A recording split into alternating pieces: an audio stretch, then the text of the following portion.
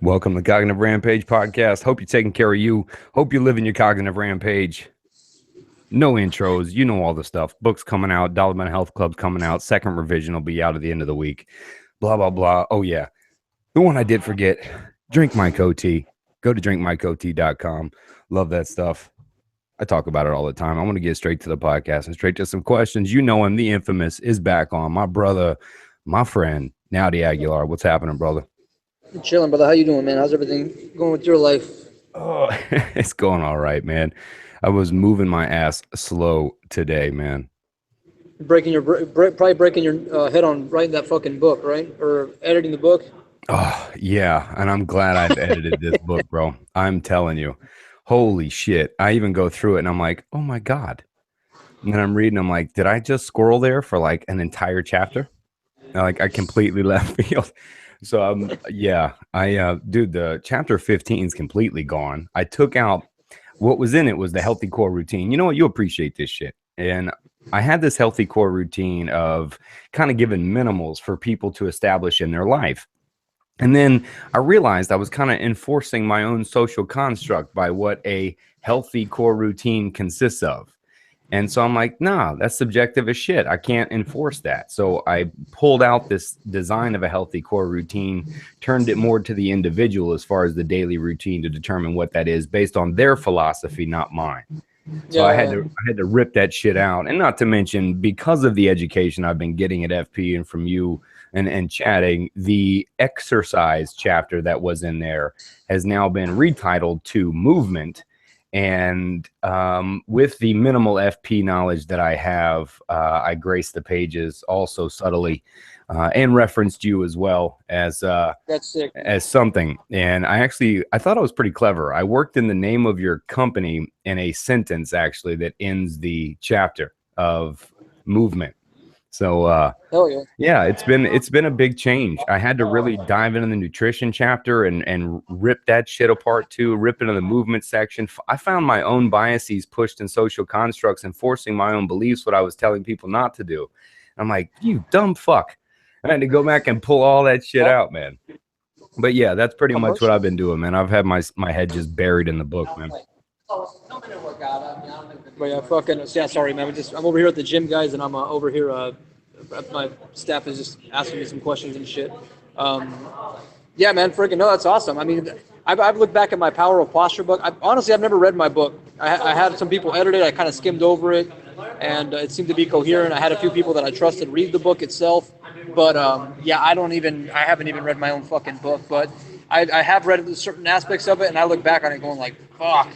Okay, there's a lot of things that need to be updated. But the truth of the matter is, I'm kind of just leaving it be because I hate that shit more than anything. I'd rather be in the gym innovating things, and maybe in the future we may make some revisions on it too, man. But that's when you're really trying to be scientific, when you're really trying to be evolving, if you're not having to make revisions on your book, there's a problem there.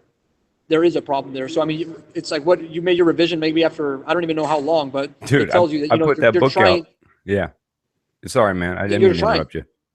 No, go ahead. No, go ahead. You're right. I put that book out just in April last year, and here it is, not even fucking 9 months, dude. And I'm putting out a revision. I added 3 chapters to the end for theoretical expansion, cut shit out, tore it apart. It's a must, man. Absolutely, it's being responsible, and that's the whole thing. Is for me, I've tried to maintain my responsibility by putting out like the training humans and all that shit. But it's like it's the responsible thing to do at the end of the day, man. If you know that your subscribers or the people that are looking at your shit are seeing what you're seeing, it's important to continually update all that shit, man. So I definitely commend you on that kind of stuff, man. Yeah, and don't read your own shit, man. It just pisses you off because if you're an artist, right, it's never good enough. It's never the last one. That's the truth. I fucking read the book and I'm like, oh, you fucking idiot. Sometimes and it's just terrible. Yep. I'm like, that's why I tell everybody, if you bought this damn book, email me so I can email you the free version of the second edition. There's no need for you to buy the second one. I'll just send you that shit free. That's dope, dude. That's fucking super cool, man. Hell yeah, that's cool shit, Adam. Yeah, dude, if somebody read past that and got to chapter 15, I'm sorry. I'm just apologizing now for chapter 15. As I read that, dude, I'm like... Yeah, bro, but at the end of the day, bro, even if it's subjective, what you say there's a lot of people that can gain because they may have, even if it was subjective, which I don't think it probably was going to be that subjective, but even if it was, there's still people that can gain from that subjective viewpoint. You have to realize that not at the end of the day, all viewpoints are going to be somewhat subjective unless you're putting a mechanical construct around that viewpoint. So it's like you could say everything is subjective until you put a relative set of variables around it. So if you say, okay, I respect the mechanical world, now there is an ability to become objective. Out, then if you're trying to create a mechanical construct to what you're saying, then yeah, there's objective viewpoints and there are subjective viewpoints. But at the end of the day, if you're really looking at the existential nature of what the fuck we're actually doing, it is all subjective at the end of the day. And I think gathering that perspective of another person who's even preaching to you or whatever, even if it comes off that way, isn't the worst thing in the world. You're just gathering. It's just more inferences. It's more opportunities to elevate your way of thinking by just taking in more perspectives on life. So I don't think it's bad, even if they did read to that point. I can't imagine it would be that bad, right? Yeah, I'm proud of it. Don't get it twisted. I love the shit. Exactly. And I love my work, man. I put that shit out there. That's my life's work. But like we said, an artist's work is never done. And just like you, a scientist's work is never done. I mean, that speaks almost to what you do is you're really trying to find this mechanical application to the body's process, not a theoretical application to the biomechanics of the body's process. Exactly, bro. It's like really the way that I've gone about even with my own craft. It relates to doing things, seeing the phenomenon of either seeing phenomenon of change or seeing nothing change, and then having to adjust to make a change happen. And that's pretty much what it has spawned functional patterns to do what it has. And really, what I've seen out of most of the industry is that it seems like opinions keep evolving in training, but nothing changes. So it's almost like you have a philosophy of science and you have actual science, which is pretty much what I'm doing. I think a lot of people in the industry, the fitness industry, rehab industry, they use the word science, but they have no idea what the fuck that even entails. And when you really look at it, Adam, I mean, when you think of any scientific revolution, when was that ever really, when did any scientific revolution happen with a group of people? It's usually just one person that starts that shit. Whether that's Einstein, whether that's fucking Newton, it always works that way. So even when you look at this invention, there's usually this spawn of an invention, right? Exactly. I mean, the printing press, for one, if you go way back, which revolutionized religion. I mean, it usually starts with some invention of some kind by a person or maybe a brothers, even, right? The Wright brothers, a group of people, that may start or invent something. That's funny. That's true. It's a tiny group of people that usually brings about some kind of a revolution. It's never through a journal of scientists. So like people now, what's funny, Adam, is that maybe even just about 2 years ago, everybody was like, Naudi, do you have any works published in the journal of the strength and conditioning journals? And I'm like, no, it's bullshit. And what's funny is the other day I had a guy on Instagram who commented, is like, do you have anything published on the strength and conditioning journals? I was like, do you really take what they have to say in those journals seriously? Are you kidding me? And the guy puts like, no, actually not. I was just wondering if you did. But yeah, if you don't, it's almost a benefit to me because at least I know you're not full of shit. So the Journal of Strength and Conditioning now is pretty much being seen as a joke, which is what it deserves to be seen as, bro. And so it's like it's funny how things are changing and how people are beginning to understand that scientific innovation doesn't happen by a panel of dogmatic people that are just regurgitating information from the past. Scientific innovation happens in small laboratories in places where the influence of modern culture is not getting in the way of progress. Well, I mean, where did Microsoft come from, right?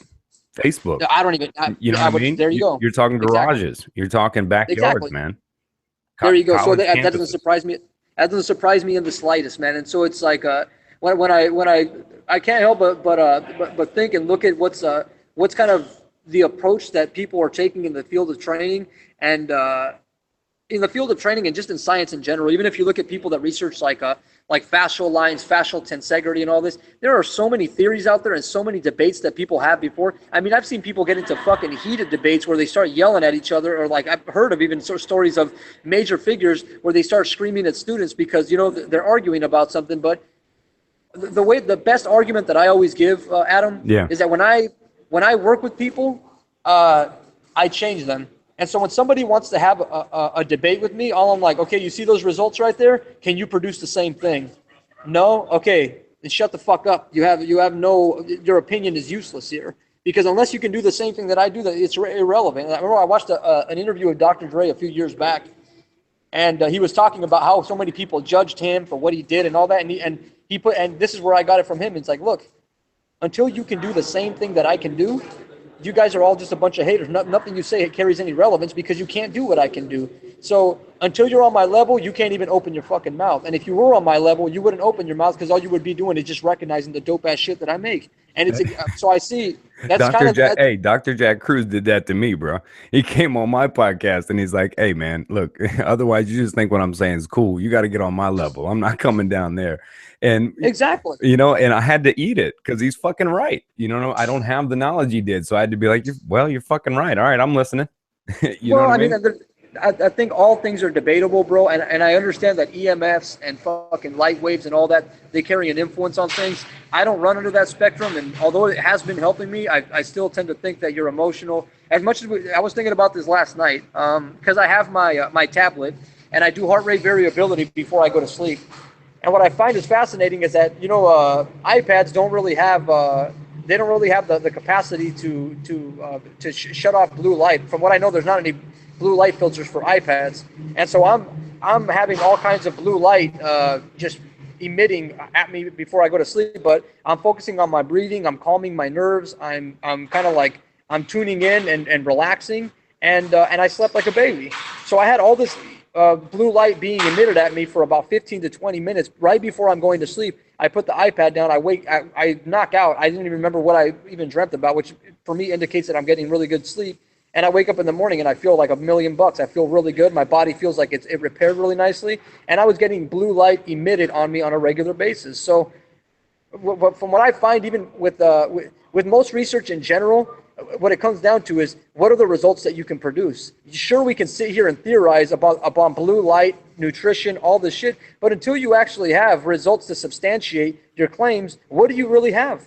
You're still playing around with theory. And at the end of the day, it's like, if it's theory that's not based upon real practical application, you're not really getting much out of it. So for me, like looking at even when other people do take that route, I'm kind of like thinking, well, what the fuck have you really done? What have you really done to merit that title? I think in my perception, I've merited enough because I have thousands of people doing functional patterns now, hooting and hollering about the benefits they're seeing from functional patterns on a daily basis, and they can actually physically see it in the mirror. They can physically feel it when they run, in terms of their knees not hurting, in terms of their body not aching after they do a run or they do play a sport. I think these are all things that need to be at the bedrock of your opinions. That needs to be at the bedrock of your opinions, that they're tested. And again, it's not to say that you don't have to test everything yourself. If you do research on behavior and you research like Buckman or B.F. Skinner or people like that, people similar, you're going to get relevant research because these people conducted their science on real testing.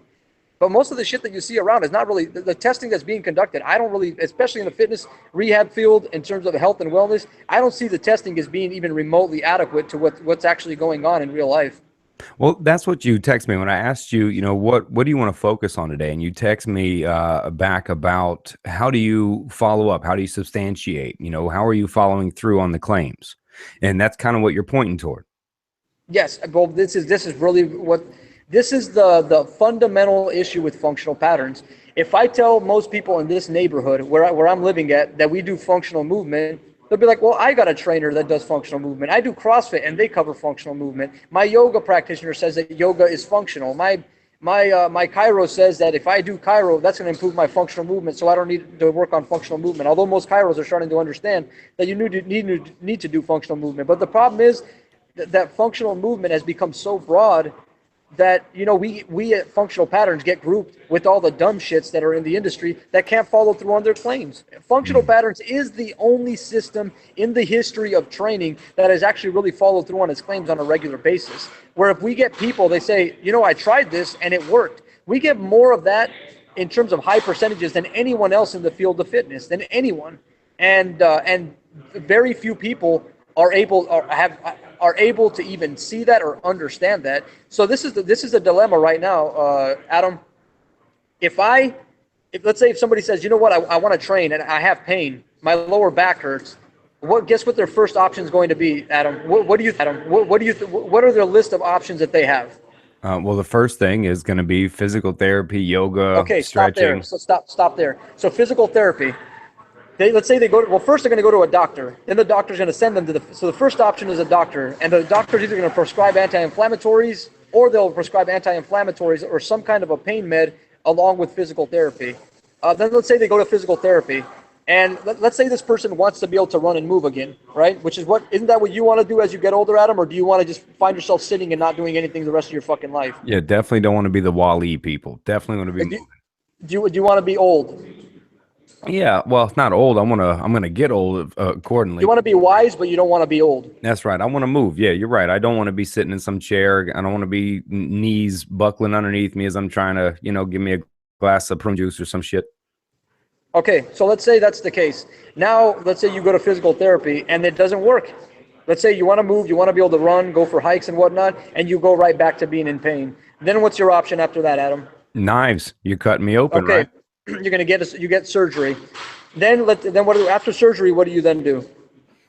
Drugs and addicted to opiates generally. No, that's under worst case scenario. Let's give them the best case scenario. They get on pain meds temporarily, then they supposedly get off of them. So I've got that done. I've tried surgery. I've tried physical therapy.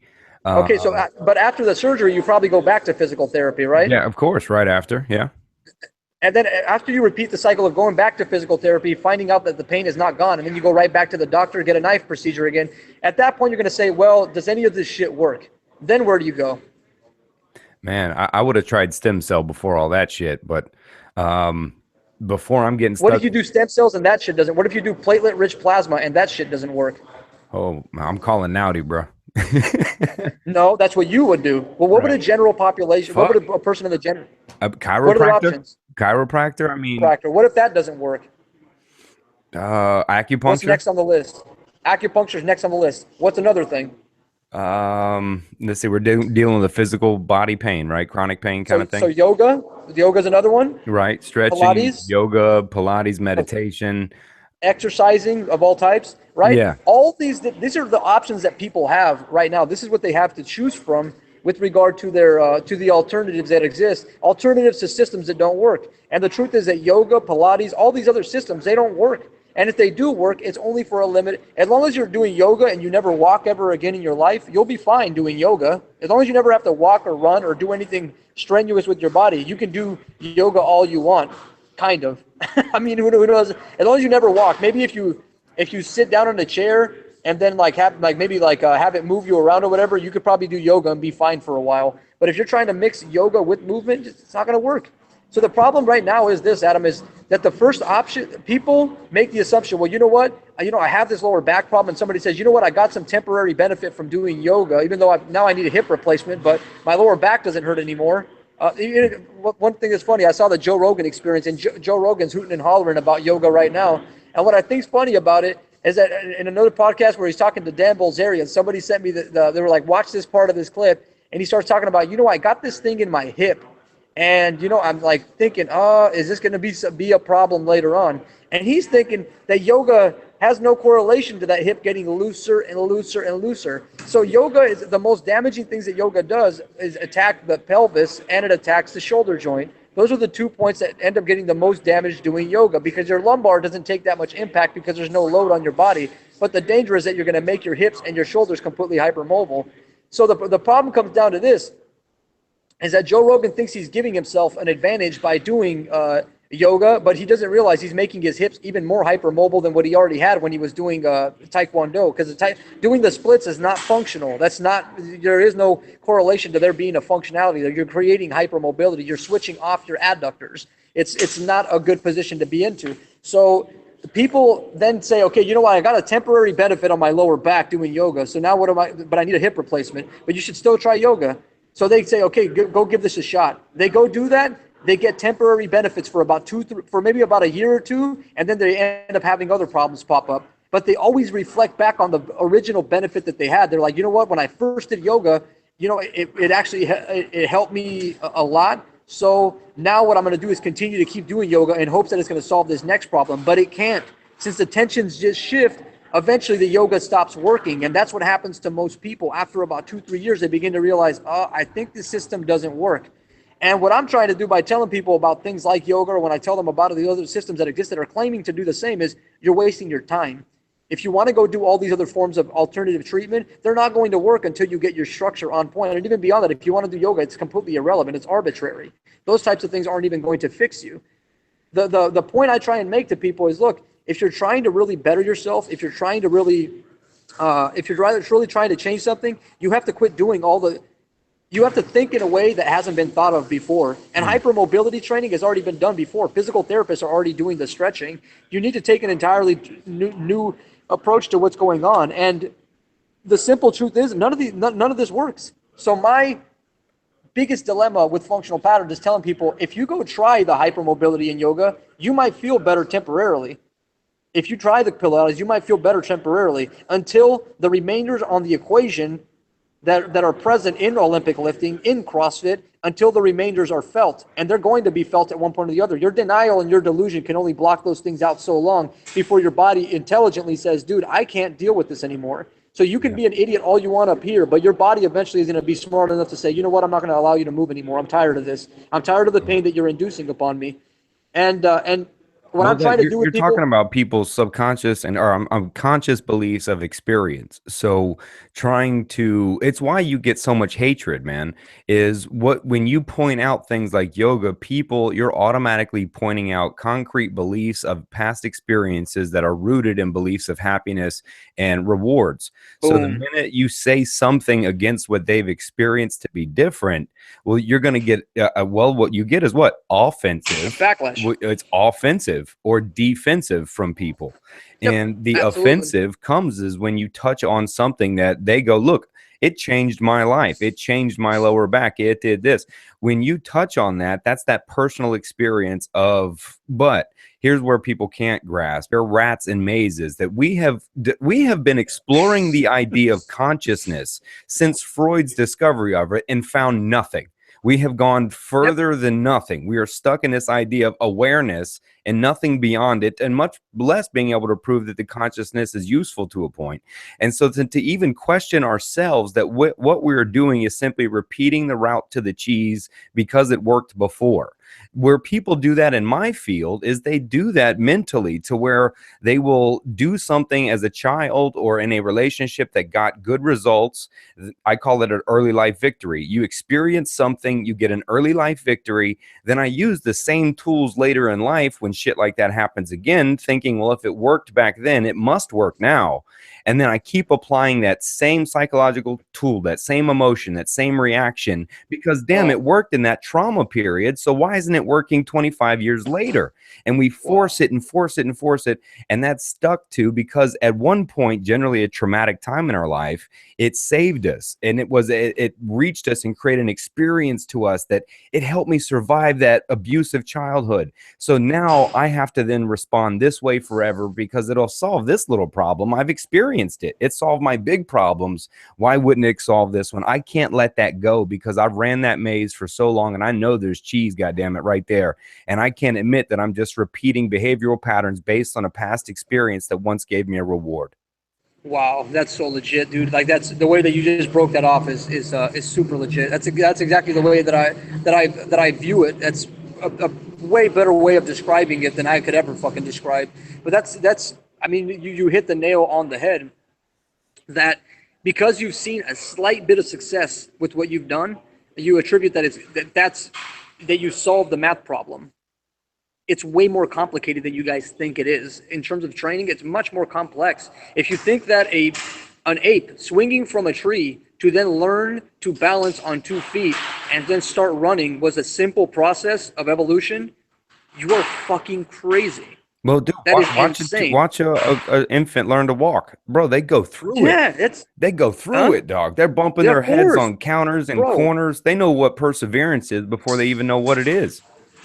And bro, that's a part of their genetics. I mean, that's part of what they are. That's in their genes to be able to walk. It's not like it's like, okay, a horse learned how to walk its first day. Like, they understand this genetically. Even as human beings, we genetically understand this, but to be bipedal is really complicated. It's very, very complex, and it's completely overlooked in the field of training. And the people that are kind of trying to approach it, right now we are becoming fast the most copied system out there. Yes. Prior to even a year ago, nobody was grabbing a dumbbell and swinging it around. Nobody was really swinging clubs in the way that we are swinging them now in terms of three-dimensional perspectives. Nobody was doing cable pushes. Well, you guys are getting diluted by of what course, you're getting diluted by what I hear and everybody references as natural movement. This is what I hear when I say functional patterns, and somebody usually goes, "Oh, you're talking about the natural movement people," and I'm like, "Oh shit, no." Well, but it's not even just that. I get coupled with everybody, bro. It's like, oh, you know what? We do myofascial releases too. Oh, we do that, and you're just like, it's like this, Adam. This is the way. I don't think I've already said this in prior podcasts, but I'll say it again just to reiterate the point. It's because you've done jujitsu for 2 days or 3 days. Does it equivocate to you understanding the same as a black belt in jiu-jitsu? God, no. God, no. Of course not. So you can't say that you know what I'm doing because you understood the basic concepts of what I do, the basic constructs of what I'm putting forth. You can't make that claim. You can make that claim, but you can't expect me to respect your position because where you're coming from is completely it's false. You can't just step into the territory of functional patterns, which is a tested system, and just assume that you have it figured out. The other day, there's a guy named Vinny Rehab on, and you probably already saw this on the Functional Patterns Doer page. This guy Vinny Rehab is putting some before and afters that are just atrocious. And you know what the unfortunate part of all this is, Adam? About in August, it was around August or September, and I screenshotted this because they're bound. I'm surprised they haven't deleted this post quite yet. But we have this thing called a standing neutral position that I pretty much coined in the Power of Posture. I'm pretty much the first person that's really ever consciously made a real effort towards learning how to stand correctly and proficiently to brace the body for movement. This is the first time it's ever worked, and now it's being copied like crazy. Well, this company, what they've managed to do is be sensitive to all the bodybuilder idiots out there. They cater to their ego, and then they still also want to sell structural integrity, which I myself can't agree with. I can't agree with that mentality. I'm not going to let people needlessly hurt themselves if they're not being paid in some kind of athletic endeavor or something. If you're being paid and you want to hurt yourself, or and part of you being in the activity is you hurting yourself, then that's one thing. But if you're just a weightlifting meathead in the gym and you're not getting paid to hurt yourself, that doesn't make any sense to me. Like I can't respect that, and I can't accept that. Anyway, these people end up taking a before and after of straight full-on standing neutral position. You can see intra-abdominal pressure. You can see a transverse abdominis engagement. You can see all these things present here, and you can't do this through myofascial release, Adam, because I know this, because I do myofascial release better than any of these guys. I'm pretty good with my hands. Can I ask something? I'm gonna ask something, bro. I refer a lot of times to the visuals you present on these podcasts that are they're fucking simple. You got a lot of people around over there. Can you run over what you're explaining with two of your people there and just maybe stand somebody in the position they're selling? Hey, Bruno. You see? Can you stand right there real quick? Let me see. Okay. Okay, can you see Bruno right now? Yeah. Okay, Bruno, what I want you to do, take your shirt off. We're gonna make this real good for you guys. Bow, bow, bow. Okay, now round kyphotically, Bruno. Okay, let's say, now bring your head up. Let's say we have a person that stands like that, right? Mm-hmm. And then when I say, okay, Bruno, now let's okay, I'm gonna put this aside so you guys can see it. You know what I'm talking about, right? Yeah. So now I'm gonna tell Bruno, okay, posture up, Bruno. Okay. Now posture up a little less there, Bruno. Okay? Now shift your pelvis anteriorly. Okay? So now open your ribs. Okay? So at that point you might think this guy has better posture. Look, he stood upright. But if I tell Bruno to hold that same posture, then do a side profile for me now, Bruno. Now we're dealing with the hyperlordosis here. So yeah, he managed to do a scapular retraction. He managed to puff his chest up. But now look at this. He's got a hyperlordosis. You guys can see this right here. There's a hyperlordosis here. We have a thoracic hyperextension. We have all sorts of other problems here. So in order to make sure that this doesn't become a problem, what I've had to do is then say, okay, Bruno, at the same time, go back into your kyphosis. At the same time you go into that thoracic extension, I need you to retract your abdomen and open your rib cage. Okay? And don't shift your pelvis forward. Shift your pelvis back a slight bit. Now retract your mid-abdomen a little bit further. Slight posterior pelvic tilt. So now you can actually see that now give me an anterior view of where you're at. The posture changed from that dimension. Now turn around, face the other direction, Bruno. Give me a back view, And you can see the changes happening on the back side too. So the key point is, I could even tell, okay, Bruno, round your shoulders, round your thoracic. Okay, now posture up. Posture up in the way that people posture up. Hyperextend, retract your shoulder blades. And you might think, no, don't go too far. You might think this guy's fairly straight here, but then if he gives me a lateral profile again, he once again went back into the hyperextension. And that's the issue that's going on with people when they do the training. Okay, thanks, Bruno. That's just like a very basic way of going about it. So when I approached the standing neutral position, I accounted for the fact that there's like 20, 30 variables you need to address. I only accounted a few of them. There's still a few other things that we need to dial in in terms of what he's doing. But I just gave you guys like a basic. Yeah, that was on the spot. Assessment. Yeah, that was fucking on the spot. Yeah. So this is something that happens all the time, and I've tested this, and the damage. What sucks about all this, Adam, is that when people want to acknowledge you and then acknowledge the body of work after they told me I was crazy for doing that, whether it was Brett Contreras or anybody else, are saying that posture is wrong. When I'm like, no, I've tested that posture dynamically, and people's lumbar spines are able to rotate, people's knees function better, their hips function better. I've tested this thing, and I know it works, but I was called fucking crazy. Then enough people test it. People start getting results, and then the people that criticize me or said, I already know what Naudi knows, then start using it, and they start putting posts on Instagram saying, like, look at the results that I'm getting. And I'm like, you fucking asshole. Like, I was called crazy for doing that before, and now that it's popular, you're just going to go ahead and take that. And what I essentially do is like, no, let's make sure that you acknowledge the person that they called crazy first, because if you don't acknowledge me, I go broke. You take that information, run with it, and then you start your own freaking little company, your own little empire, and then I end up going broke with my business after I was the one that dealt with all this traumas, all the stressors of having to deal with naysayers, spending thousands upon thousands of hours. It kills them. It kills so many, man. There are so many academic researchers that don't have the gift of gab like Tony Robbins. And, you know, I have my friend Orlando Perez on the podcast a little bit ago. He actually worked within the Tony Robbins group. He was in the inner circle, and he watched how all this happens. He named on the podcast the 3 or 4 researchers that he stole from to create these programs that he was making, and never once gave them love. And so these people that aren't animated or don't have millions of followers, they didn't do the Tybo commercials back in the day. People that stick to their principles and don't want to incorporate a bunch of corny bullshit within it. Probably they're just like, let's just stay scientific, take all the glamour away from everything, and let's just be objective. Yeah, I got 2 words that are bothering me a lot lately, and this is spiritual and scientific. They tend to like blend into the same shit. You know what I mean? To where if you start talking a little bit scientific, you know, you're mansplaining and you're getting all fucking, you know, edgy. Well, you kind of sound weird. And then you start talking religion and you sound the same. It's to where you're kind of like, you know what I mean? Science and spiritual. I say religion, but science, spiritual. What does that mean? It becomes so vague of what applied science is. I mean, did you use the scientific method? Are you testing and retesting, or did you do a test with 10 people? 7 of them showed a little bit of weight loss, and you put out that it's 70% effective for weight loss. You know what I mean? So what's really happening? Now I get what you mean when you say white belt, black belt, to where somebody said, no, we tested Naudi's posture, you know, theory for like a month or 2 on some people, and we got nothing. And for 10 years and change, you're doing this, and they're trying to walk into the jiu-jitsu ring going, no, look, I've been taking jiu-jitsu 2 weeks. All right. That's not how you do it. Omoplata. Okay.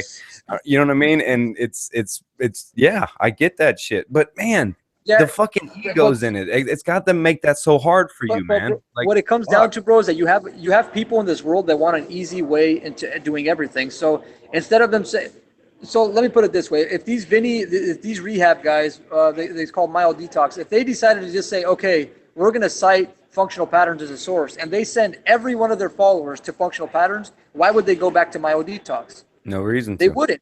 But this is what's most infuriating about it, Adam. They put this before and after, and they don't cite where they got it from. They said that they learned it from their own thing. The guy that actually put the post up, I can show you screenshots of him buying 3 of my products. He bought the Power of Posture, and he bought the Human Foundations set together. And then he also bought my Training for Humans workout system. He bought all of those, and then he showed the before and afters, and then he didn't cite the sources. They said at that point that they never got anything from me, even though he bought the things. But since that point, they never posted a before and after with those types of results ever again. They never posted it like that ever again since that point. You can scroll through these people's timelines and you can see exactly what the fuck that is. It's complete fuckery. It trips me out too that it's plagiarism. If you go to all of these, well, I say all, a lot of personal trainers' website, you see the first line, I care about my clients. I care about your health and fitness. And now I've heard you argue that before too. And it still baffles me, brother, on how people that are specialists that have maybe chose something like yoga or CrossFit and made it their focus, made it their specialty, and have almost given up on evolving. It's not to say that, okay, it was this, we've learned this, keep moving. Like I pull my book, fucking 9 months, I'm pulling my book and tearing it apart. There's researchers, you tear your own shit apart. And so what I don't see is the guy who invented the one thing a year ago or this, or became a master in this, kind of going, well, shit. Now that we're evolving, I don't see evolution, but yet the first line on the profile is we care about our clients first. We take care of them better, but I don't want to afford any more money to get better educated. I want to question my own licensure I've had for 10 years. I don't want to question any of that shit because I'm already established. I got kids. I got bills. I can't. I'd much rather just put my white belt on, walk onto the doers page or on YouTube and be like, Naudi, you're a fucking egotistical maniac. Oh my God. That's easier. Adam, it's like therapy getting to hear you fucking talk about some of this shit, dude. It's like it's seriously like you are my rehabilitation right now, bro. But that's primarily what it is. You get when people, if you say that you care about your customers, it doesn't matter if you care, guys. It's irrelevant if you care. If I wanted you to build my house and you have no idea how to build my house, no matter how well intentioned you are to help me build my damn house, I'm not going to have anywhere to live. You fucking got me there, man. I used to say and I had to change my philosophy from it because I used to say that intentions are the most important part of communication. And then you tried me on it and you were like, no, if the guy wants to build my house and he has good intentions, but he's a plumber, I'm fucked. And I'm kind of like, yeah, that's a good point. So I went deeper into it. And now what I preach, if you will, is the most important is vulnerability and humility. Being able to be vulnerable in front of someone and humble enough to be wrong so we both can learn. Absolutely. And that's definitely the root of it all, is the fact that we can show that humility to say, okay, I'm wrong. And no matter what the cost is, I need to make an adjustment. What's something you've been wrong at? What's something you started with 10 years ago, 5 years ago, where you thought for sure, and then you're like, fuck, I was fucked up. Okay, I'm gonna do myofascial release, and that's gonna through reciprocal. So if I release my quadriceps, automatically my glutes are gonna fire better once I release my quadriceps. That was something you're sure. Like, so let's say, I can't say I was sure of it, but it's something that I believed, and I put a belief behind it, and I believed that was the case. That, that if I release my quadriceps, that my hamstrings are going to work better through reciprocal inhibition. Then you test it, and then you're like, yeah, that's not the case at all. And you're like, shit, okay, that doesn't work. That doesn't work. So it's like that. I can't say that was a concrete belief, but Adam, I don't ever have concrete beliefs. I can't say I'm nothing is concrete. I don't even know why I'm here. So what can I say is concrete? So it's like to say that anything's concrete. So the reason, Adam, that I evolve and I keep figuring all this shit out is because nothing I ever say is concrete. You want to know the first thing I tell people when I do my courses? You want to know what do you think the first thing is that I tell people in my courses, Adam? What's that, man? Take everything I tell you very lightly, because in about a year or two, everything I told you is going to be wrong right now. Everything that I told you, because I'm going to discover things that are going to tell me, wow, you were way the fuck off the mark, Naudi. Or maybe you were onto the right track, but you were missing about 1,000 variables in order to complete what you wanted to do. So so there's many things, but I'm never fully opposed to any concept, bro. Realistically, here's a concrete belief that I have, that Olympic lifting is going to somehow transfer to human beings moving better. That is a concrete belief, because it resides in testing. I've seen what it does, and it doesn't help. Meaning it doesn't, you're saying. Exactly. It's been tested. I've seen what it does to people, and based upon my experiential knowledge, I can't say that any of that shit even works. Oh. I look at yoga, and I can't look at yoga or say CrossFit or any of these things even work, because I see it and I'm like, okay, am I going to say, well, you know what, that's just my experience with it? I'm like, well, that can't just be my experience. how could a coach, if you're lifting a bar up, how does that translate to this? Yeah. It doesn't like that doesn't it partially translates at the point that this touches the ground. Then yes, you have to spring up slightly and you're going to jump maybe. So yeah, maybe longitudinal force is going to be present. But before you do the longitudinal force, guess what you have to do? Horizontal. Before you can do anything this way, you have to develop kinetic energy this way. That's just the way it works. That's the way the ball bounces. So, yeah, go ahead. I remembered something. I had this. Yeah, this is where I run into this logical wall, right? To where I hit it, and please tear this wall down if necessary. So we were referencing Rogan earlier about doing yoga, and we also know he lifts weights like crazy. And myself used to do that. I was one of the ones that pride myself on being able to lift a shitload of weight, being strong, and I was always flexible, like I'm butterfly head on the ground type shit, you know? Mm-hmm. And so my thought is, the way you explain the yoga, the stretching with the kettlebell and the rubber bands, holy shit, dude, that fucking so makes sense.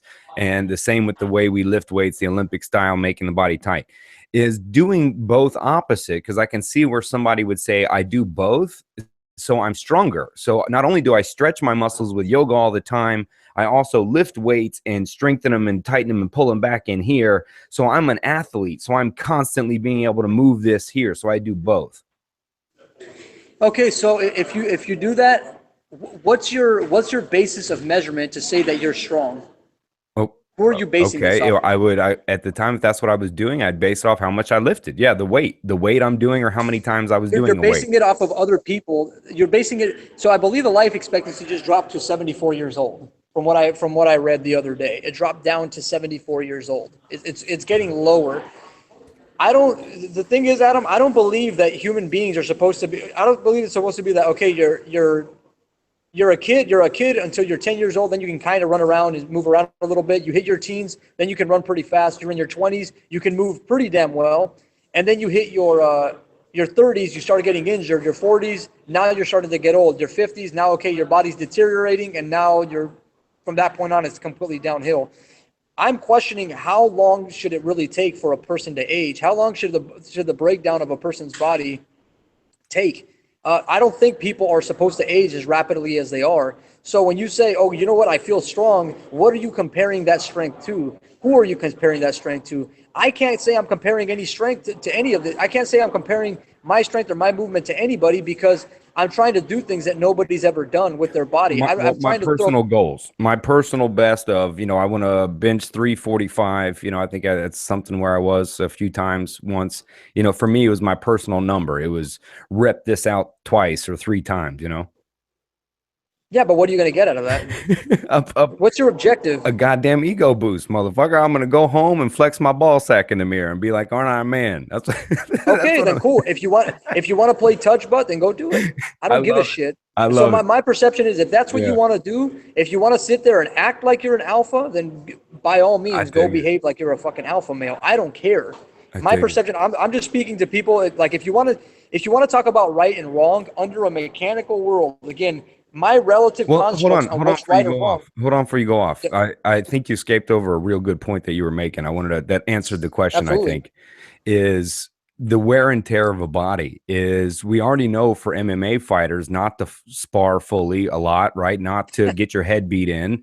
And now they know that. Right. Now they know that. Now, NFL players. I was in MMA camps where they were going full on sparring twice a week. I'm talking concussive blows. Some do, twice a week. Some still do, but we know, some know this, right? The smart ones. The NFL now has cut to no tackle practices, where it's shoulder pads and shorts most of the week. So they're wear and tearing less and less as they can on the body. So really what you're saying is by doing the yoga and the weights, you're double timing the wear and tear of the body. Pretty much. Adam. Jesus Christ. Adam, you tell, if you actually look at, so myofascial force transfer is so we don't, give me 2 seconds. I just got to sign a paper or do some shit. That's something that, I'm going to talk while you're doing that. But with everyone listening, man, something to think about, though, right? Because let's assume that our body, right, has X amount of bends, squats, curls, or something, right? Our bicep, our hip, we can all move a certain way, right? We're all built like a Toyota, Nissan, Ford, or such Chevy or some shit, right? Oh, we an have a outlet life there? expectancy of miles. And so think about it. If, right, we need to use our body enough to keep it functioning, but what is overuse of the body and giving So the the outlet miles doesn't we're work? allowed to put on Yeah, our that's what body, Saudi right? like So saying. for me, I thought presenting Just that plug in question whatever. of both Oh, seem so rational, we need right? a I we need a stretch it, I super elongate it, Yeah, we and don't then I have fuck, we strengthen don't it have and get anything it like that together, right then I now. feed it No. muscles and protein.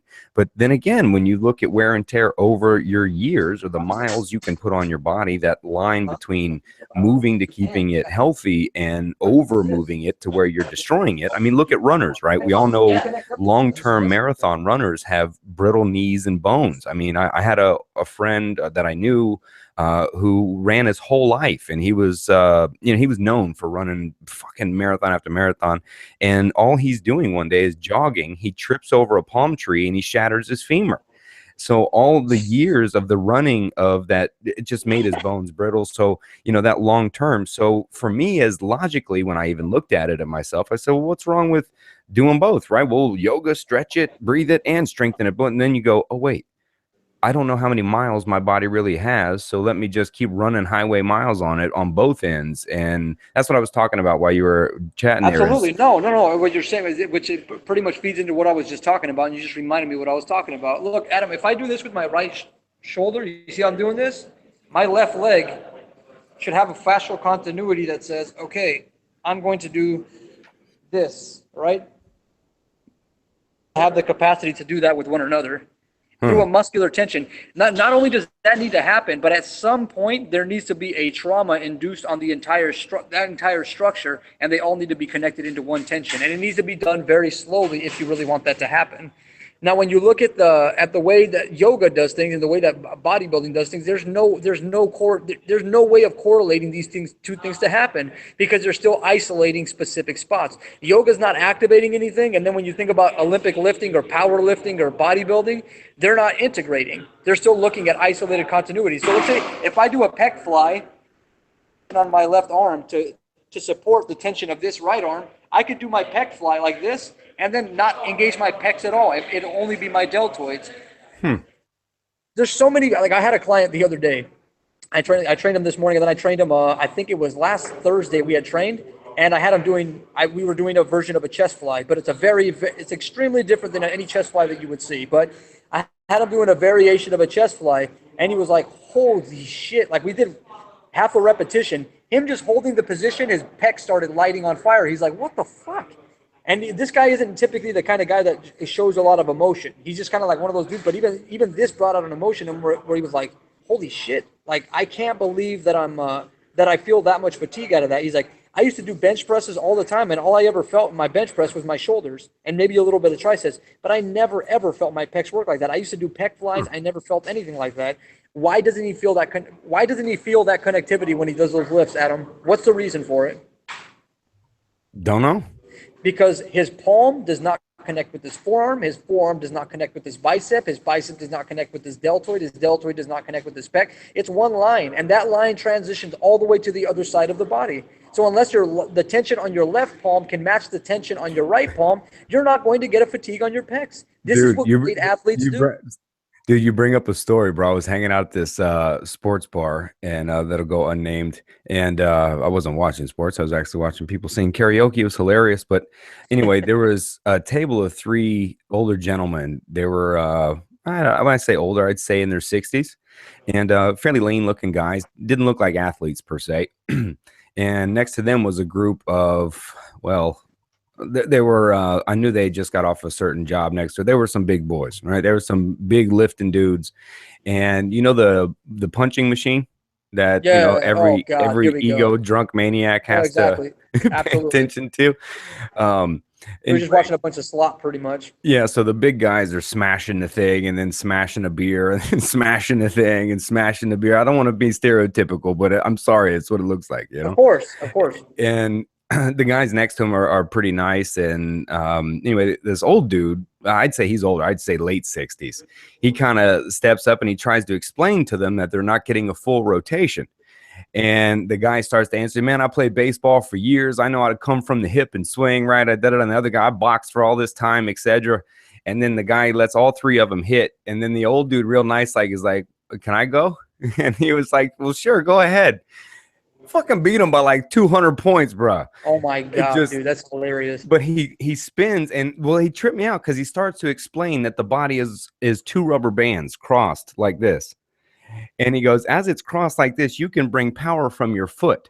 And as the adjustment from the foot can make contact with the hand, he's trying to explain it and they're talking shit. And then he just goes, okay, wham, hits the thing. And they're like, what the fuck?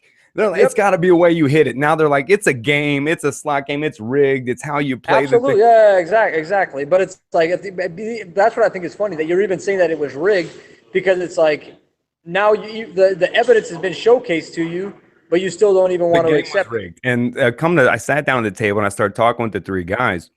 And it turns out that he was a Isshinryu karate master for a long time, sensei for a long time. And I trained Isshinryu, actually. My brother and I trained Isshinryu a long time ago. It's a little known karate art form type thing, very self-defense type, but very centered, grounded, straight punches, not a lot of wild, low kicks, very, centered, and man, we chatted for a while, about that shit, and they started talking about you, and I actually put them on. I showed them the video, and the guys are like, oh, this is far out.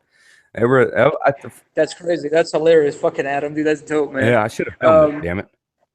Yeah, but that's the whole thing, man, is that people's perceptions, I always found that to be fascinating, bro. I'd see like professional fighters or professional coaches who train professional fighters who were once really good professional fighters. And then when you see their training, you're like, dude, your training does not correlate at all to the mechanic. It never made sense to me, Adam. I never quite understood why even like high-level boxing coaches would still have their guys doing sit-ups and shit. And I'm like, but you don't even move. Look at your beautiful symmetrical movement, the way that you connect everything. It's mind-boggling to me that you people still, you still happen to go back to these same stupid training protocols, and you can't even replicate what you do in the sport. Why are you still doing that? I could never quite understand that, and it's just, I don't. Truthfully, Adam, when I discovered what I have, it's so obvious. Hey, and it shocks me that other people haven't figured it out yet. Do you know a guy named Justin Price? Justin Price, I'm not sure. He claims to be the biomechanic, exercise and functional fitness master. I don't know. Biomechanic guy. He wrote the book. I don't even want to put the book out there, but I don't know. I looked it up because somebody sent me the top 5 injuries in fitness. And then I see the guy that started responding to all of this is the guy who's claiming it says functional movement is or functional training is what he calls it, and functional fitness. And so, and I don't know. So they talk about the foot and ankle is the number one thing when trying to explain a foot and ankle injuries. It starts at the top of the body. People spend their days in front of their computer, rounded shoulders. Okay, let me already stop that right there, Adam, because there's a little rebuttal that I have there, buddy. So let's say your legs are in what externally rotates your legs? What rotates your femurs out? Do your foot muscles do that, Adam, or what muscles likely do that? My hips, maybe. I don't know. My knees. I don't know. Something close to your hips, right? Yeah. Now let's say far enough, and we say that your lats actually rotate your hips out, or even your pecs rotate your hips out. If we actually look at myofascial force continuities, and let's say that your pecs and your lats happen to be really tight, and your glutes tend to be really, really tight, and your feet turn out, and you can't turn them in no matter what the fuck you do. Now you tell me, if your feet are pointed out like a duck and they're stuck that way, how are the tiny muscles of the foot going to override the glute max, the hamstrings, the obliques, the adductors? How are the tiny muscles of your foot going to counter that? Can't. They don't, Adam. That's why when people say you gotta adjust the foot, how do you come to this? You gotta read this though. I gotta read this to you, man. But bro, I already know what it's going to say, Adam. It's going to just talk about how the foot relates, how like there's got to be the right arch, there needs to be the right support, all this bullshit. No. Okay, let's hear this. He says, when your shoulders are rounded, you stand up and your weight falls to the front of your foot, says Price. Take the misplaced center of gravity and put it into your running shoe, which is naturally tipped forward with a higher heel and toe, and your feet and ankles start to bear the brunt of any impact. Oh my God, get the fuck out. Okay, that's just ridiculous. I'm not even gonna address that. Adam, all I'm gonna say is this. If you have ginormous muscles like your glute max overriding anything in your foot, that are affecting your foot position, how do you do foot exercises to correct a glute max? You can't. It's not possible. If you don't know how to the right time that your pelvis and your rib cage are supposed to rotate when you run, it doesn't matter what you do with your foot. It's irrelevant. It doesn't make any sense. And furthermore, where are this guy's results? Hold on. I always I wonder. love his answer. His answer, here's his prevention. Look for a running shoe that isn't too high in the heel. Oh, no, if he's saying that, that makes more sense. No, if he's saying that, if you got a high-heeled shoe, that makes sense. No, he's just saying a running shoe that's not so high so it doesn't put pressure for you from sitting at your computer hunched over. So when you stand up, the weight doesn't go so far on your front so you don't hurt your foot or ankle. Oh, bro, and let me put it this way. At a general census, I agree with the guy, but in terms of an applied perspective, it doesn't do anything. It doesn't do shit. It doesn't, like, you wearing a lower heel. I only wear shoes with lower heels. You don't want to wear shoes with the elevated heel. That's ridiculous. If a human didn't do it in nature, then you sure as hell shouldn't do it in this society. You shouldn't do it ever. So what I'm saying is I agree with him. But what's that even translate to? What does it even correlate to? I don't know. Real changes being fucking made. And even beyond that, it seems like the top 5 here is all coming the desk job, where you're sitting, how you're sitting. All of this has caused the top 5 gym fitness good, Adam. injuries. This is good material to discuss. Okay. Where it says, you want to discuss sitting, Adam? Yeah. Well, he's saying the second most injured part of the body in the gym is the knee, and it's caused because most people that go to the gym sit at a desk job all day and they don't use their hip muscles during the day, and instead they go to kickboxing or boot camp. The result injury is knee. So Adam, again, improper footwear and stability. Then tell me why I have no injuries at any point in my body. It's not like, well, my knees are healthy, but my hip is fucked. It's like with that whole thing with Joe Rogan. His lower back is fine because he does that decompression from that one dude, but then he doesn't. But then his hip, he has a hypermobile hip that he's worried about. That's clearly that same machine, that decompression machine, is not helping him. So, saying this from my knees don't hurt, my ankles don't hurt, Adam. My lower back doesn't hurt. My teeth, no joint in my body physically hurts. It's unless something's in a state of transition and I need to move it, nothing ever hurts. My body never hurts. And I could say the exact same thing about everybody else that, at least who trains here at my facility, who really does their work. You don't end up feeling that much pain with your damn body. And myself specifically, I sit all the time. I sit most of the day. Why am I not in pain? You move properly. You move more functional. So you don't have repeated movement. Exactly. I understand how to. The sitting doesn't override my brittle body. That's the whole thing. The sitting doesn't override what I always do. So look how I'm sitting right now. Look, bro. You see that? Yeah. Does that look like? Right? That's what everybody. You need to sit with a straight spine. But look how I'm sitting right now. I'm like just chilling right here. Look at that. Do you guys see that? I'm just sitting right here, hunched over. So I'll sit like that. I'll be like this the rest of the podcast. And when I stand up, guess what I'm going to look like? Likely like that, right? I think I heard the Transformer music go off when you stood up. It was like Transformers, robots in this guy. No. So to strengthen the knee here, what he's saying is, if you do use your hip muscles during the day, then decide to go to kickboxing, the result is a knee injury. If our feet aren't stable due to improper footwear and our hip muscles aren't strong, the knee gets all the stress. So the answer to that is not leg extensions or curls, but the answer to that is lunges, forwards, backwards, sideways, and step squats. Yeah, well, so what he's saying, why doesn't he mention functional patterns in the midst of all that? Because he's still comparing it to garbage. So instead of knee extensions and knee flexions, what does he have on? Bernie, over here, bud. Over here. Come on.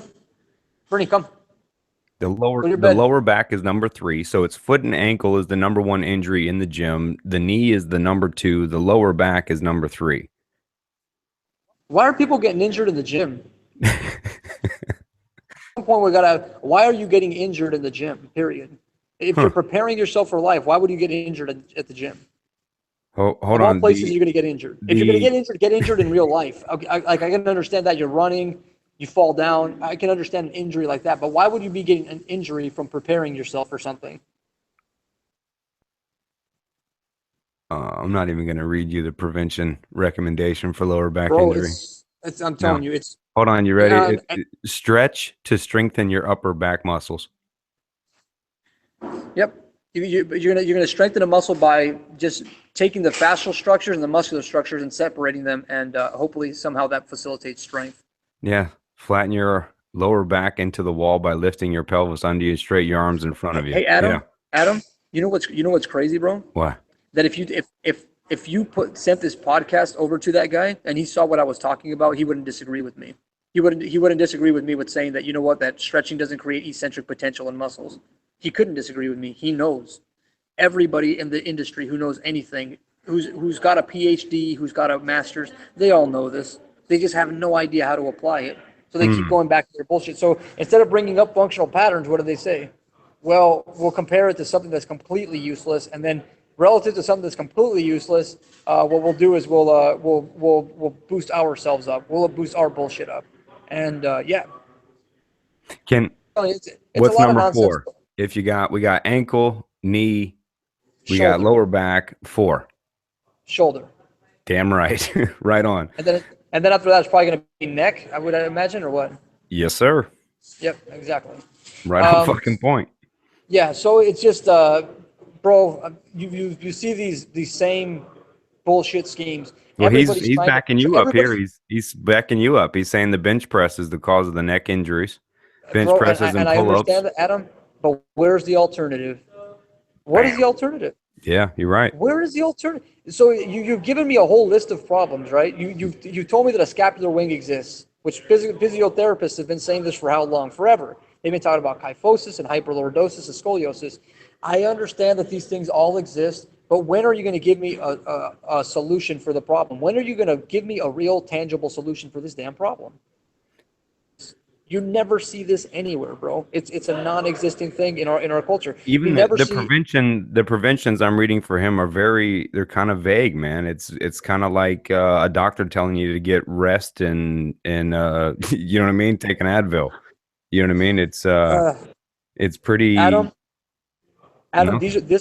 So while I follow through on my claims most of the time, where I'm following through on it, I follow on, and I can make even more bold claims. And within time, I'm not gonna make them yet because I don't want to put it out there. But I'm gonna make some really bold claims as to what functional patterns can do. And I'm only gonna showcase that once we can get the continual results to showcase it. But it's gonna be pretty fucking crazy once people understand what we're really doing deep down inside.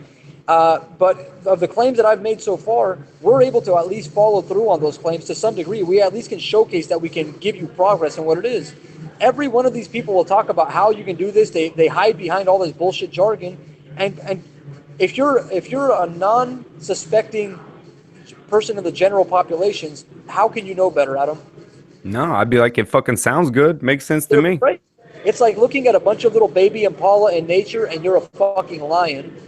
And you got some baby impala, and these just like, okay, and there's no parents, there's nothing, there's no distractions. That's all these people with their PhDs and their master's degrees and their marketing titles and all that. That's all these people do is they prey on innocent people that don't deserve this shit. People don't deserve any of this crap, bro. And it's fucking infuriating to watch because I spent so much of my career holding this reputation of being an asshole, of being a prick. When it's like I never once ever told you that you're ugly. I never once told you any of this shit. And you look at these fucking people like this, it's like subconsciously all you're saying is like, look, you're too stupid to know better. So all I'm going to do is just and then make a dollar while I do nothing. While I do nothing to solve your fucking condition. They know their shit doesn't work. Most of the time, bro, when people make an assumption on you tell me, Adam, how many people who have done anything with regards to nutrition have ever really showcased that many results out of their craft? Well, you rarely see psychologists or people with theorists or treatment centers. You see the commercials and the people that they pay to do so, and a lot of that shit they keep private. But for some of it, it's really not. You don't. Well, they're the proof. Look at their abs. Count them. Look at my cover on Men's Fitness. Of course, it fucking works. Again, and if it does work, it works for a few weeks until the benefit wears off. Because bro, I'm trying to do math here. What are other people doing? They're fucking scribbling their family on a little piece of paper and being like, "Look, there's my dog and there's the sun." Mike Van Thielen, who came on talking about stem cell, I'm way into it too. It's pretty neat. But shout out to Mike Thielen down there. But what he was explaining are the first people that kind of got into the stem cell game that were using your own stem cell replacements, and then where you have to do a surgery, then remove them and go. They chose a method of technology back then that cost them money.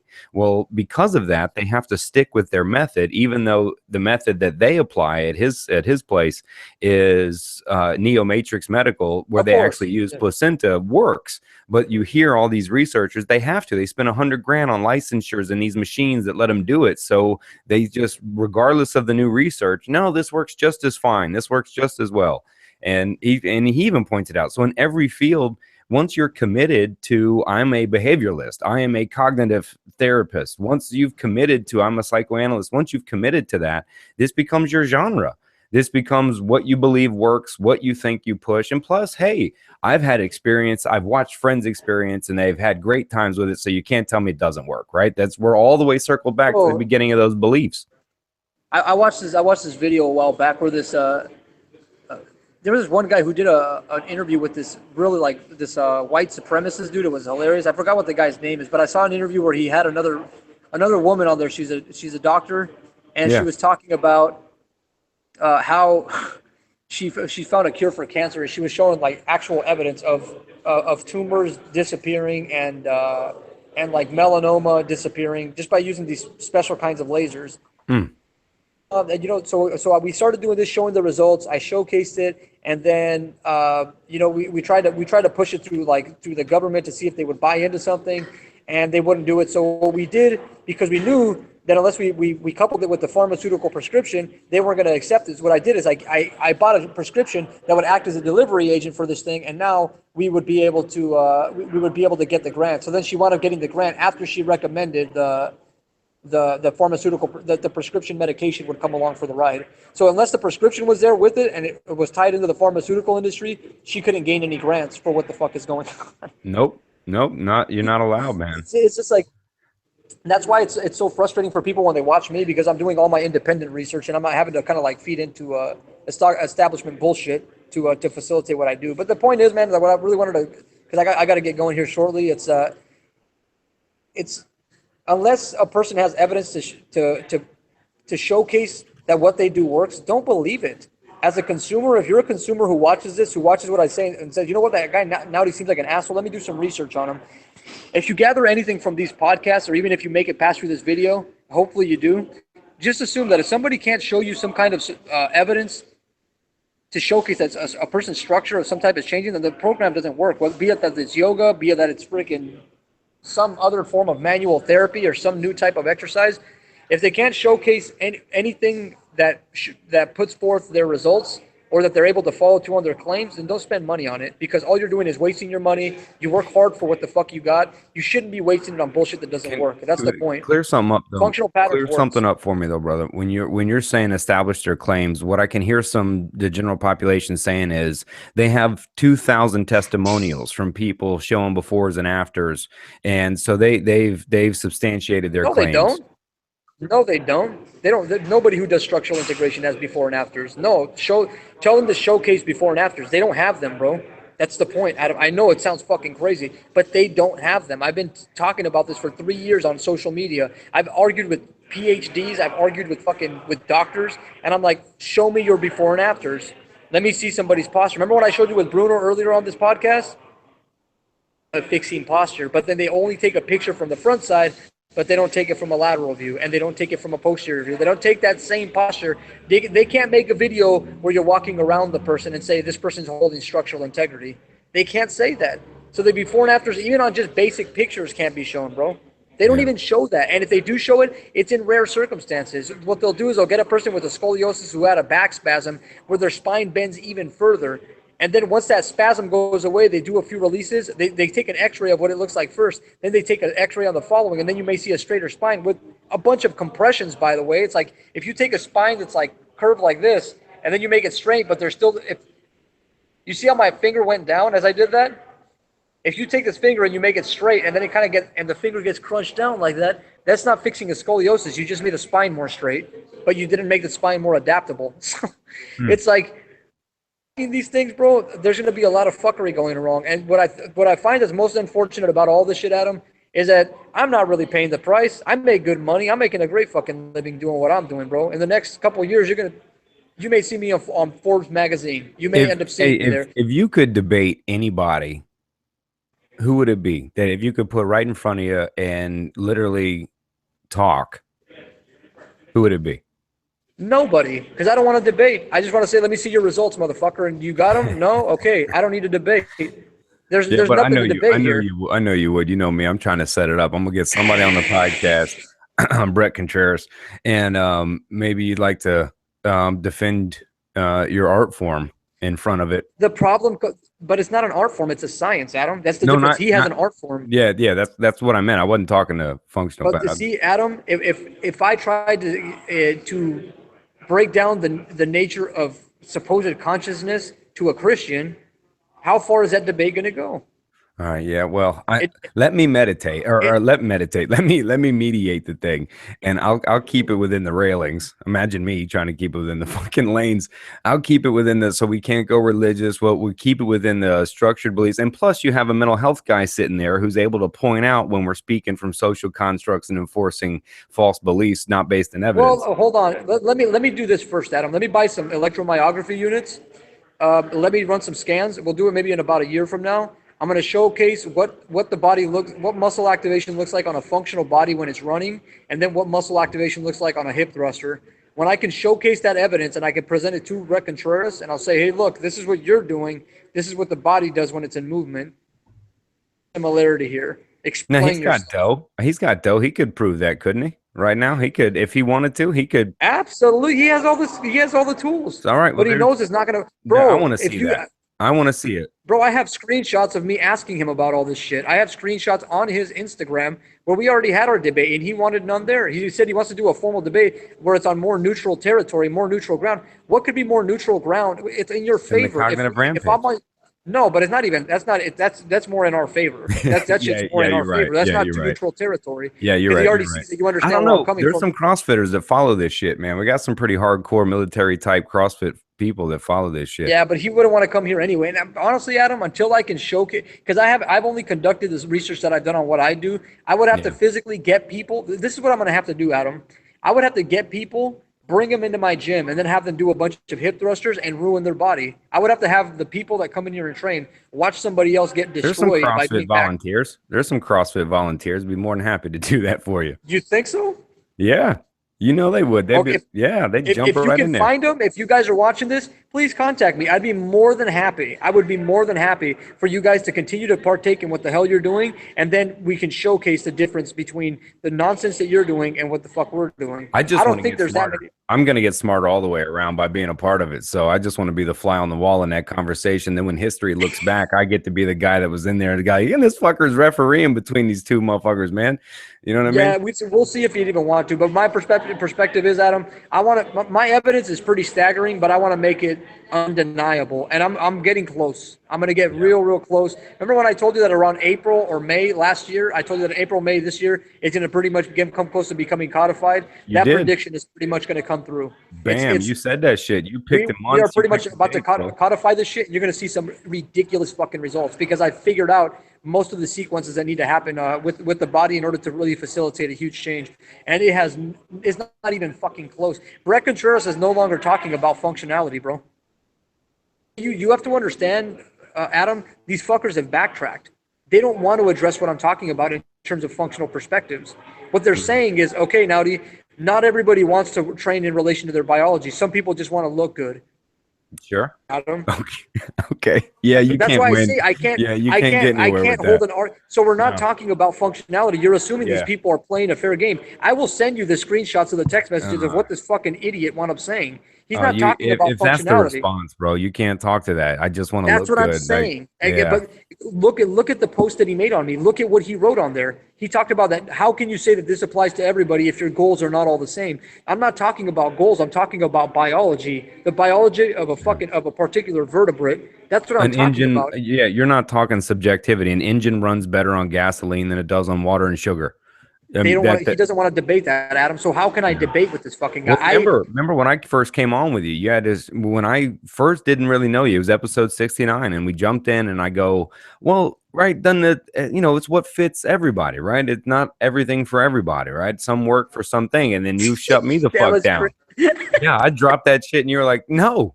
And I was like, well, but I come from that world. Remember that. That's legit. Yeah. Well, you are a one attentive motherfucker. You are one attentive fucker. There's a reason I use the elephant, brother. There's multiple reasons I use the elephant. I don't forget shit. Doesn't forget, right? Exactly. I don't forget faces, and I don't forget shit.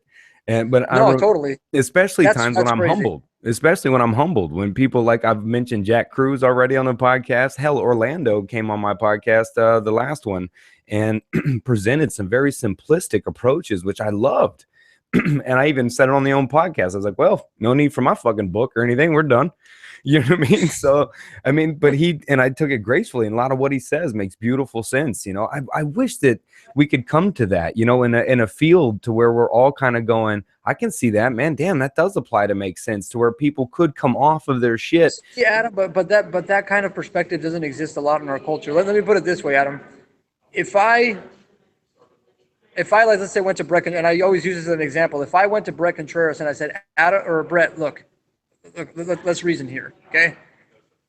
Look, you're not going to lose your credibility. In fact, what you're going to get is 100,000 women that you get to sleep with. They're gorgeous, the most gorgeous women that you get to sleep with. And I'm going to give you $50 billion to admit that you're wrong.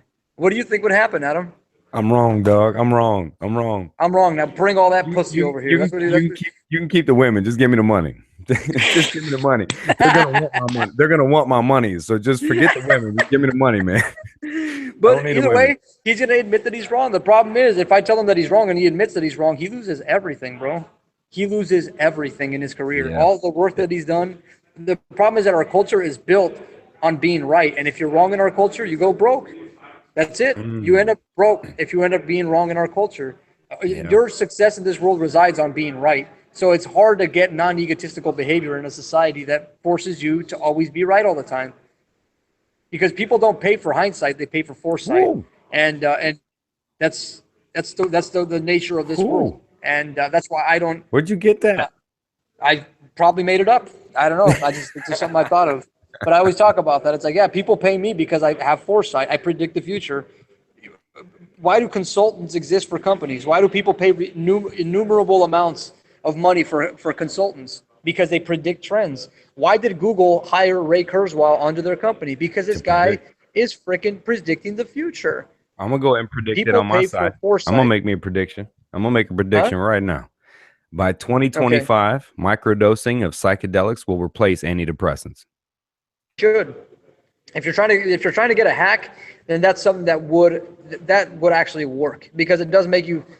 I think if you do it with a professional instead of an idiot hippie who doesn't understand anything about neuroscience or understands anything about human behavior, you're going to get great benefits. Because myself, from the time that I use psychedelics, I got a substantial amount of benefits. Well, they're talking about microdosing. They're talking about microdosing. They're talking about 200 milligram type microdosing, to where I take 200 milligrams is nothing. It's nothing. Like, you feel no effects but the slight basics. Wow. So they're microdosing, and because they're non-addictive, like if you and I ate, let's say, a full dose of 5 grams of psilocybin, we're going to go on a fun 8-9 hour adventure, depending, right? And then if we eat 8 the next day, we're going to only do about half that. And then if we eat 20 grams the next day, we're going to get nothing, no matter what. So what they do with the microdosing, they've done some maps, and some other people have done some research, and with some people, they remove antidepressants, titrate them off properly, let their biology reset, and then start again, to where they say, okay, here's a 200 milligram dose on a Monday. Here's a 400 milligram dose on Tuesday. You take nothing on Wednesday, allow it to bypass, and take again on Thursday. And no side effects, no kidney issues. And you're not going to consider hanging yourself in the bathroom if the antidepressant doesn't work properly on you. You know what I mean? So the side effects are pretty much null and void that way. Bro. And what I thought was funny, the number one thing that people wrote down as their response of what they found they could do is I found I could deal with people better. I could deal with people's shit. You know, that was the response, is that they could then absorb it. They could be fine with it, instead of this antidepressant, I got to respond and react to it, like this world teaches us to do in the mental health world. Yep. You know what I find fascinating about that is that I've kind of like, I've managed to kind of get over a lot of my own bullshit recently, just based upon. I think a lot of it relates to the mechanical findings that I found for myself. I feel like my body's moving in ways that it's never worked before. So my breathing has opened up in ways that it never did before. And I've been going to this spa that I go to on a regular basis. And a lot of times I go in there and people begin to talk and they have their conversations. And I don't mind when people have dialogue. I don't mind it. But when they start talking about, well, my kids and, I've been married for 22 years and blah, blah, blah, blah, blah. And they just keep talking. And you're just like, talk for the sake of just making noise. Don't you just want to have some silence? So I go in there. I'm like the only guy that goes in there with earplugs. I'm the only dude that goes in there with fucking earplugs. I'm just like looking at this going like, motherfucker, like what the fuck is going on? And normally I'd be fucking pissed going in there. But as of late, yeah, since I've been figuring a lot of this shit out, like with my mechanics and whatnot, I go in there and I'm not annoyed. Like I'll go in there with a few other people. They're like, God, did you see that annoying fucker? I was like, no, I didn't actually. I didn't even notice the motherfucker. He wasn't even that annoying to me. Like I'm not even particularly annoyed by this person anymore. Well, I'll come around. I'm usually the guy that they're talking about. Did you see that annoying motherfucker running his mouth to everyone in the elevator? No one wanted to talk. If you were that guy, I'd be like, dude, you hear that motherfucker? That guy made some good points. He was talking some good shit. I like that. Dude, you wouldn't be annoying me, Adam. I talk way too much. Adam, I'm always that guy too, and I intentionally say things just to kind of like slide it in on fucking people. Be like, oh yeah, and I'll be like, what's crazy? I was talking to my girlfriend. She was inside there with me the other day, and I was like, okay, so, what I find interesting is that nobody watches the same movie every single day of their life. Nobody watches the same movie, but yet when they have their dialogue with other people, they treat it as though they want to listen to the same story day. Why is that? Why is that? What the fuck about? What is that? Like, why is it that you don't watch the same movie, but yet you still want to talk about the same shit every fucking day? Our own story. We paint our same narrative. We tell our same movie trailer each time. And you're hoping somebody buys it. You're hoping somebody buys that story, but nobody's gonna buy it because it's the exact same. Shannon Hegarty, the guy that you had on here, he put up the best thing. He's like, everybody wants to be individuals in our society, not realizing that they're all behaving exactly the same. Yeah, that's madness. They all act the same way, but they still want to be treated as individuals. Like, how the fuck is that? That's fucking madness, bro. It's crazy, bro. That's funny that I never even thought. I was like, they do all act exactly the same, and yet they expect to want to be treated as some kind of an individual. It is fucking madness. Anyway, Adam, I gotta get going, bro. My brain is fucking it's fogging up over here, and I need to fucking do some breathing and shit. Yeah, well, I will tell everybody I do run my fucking mouth and I talk too much, and do this from now on, anybody.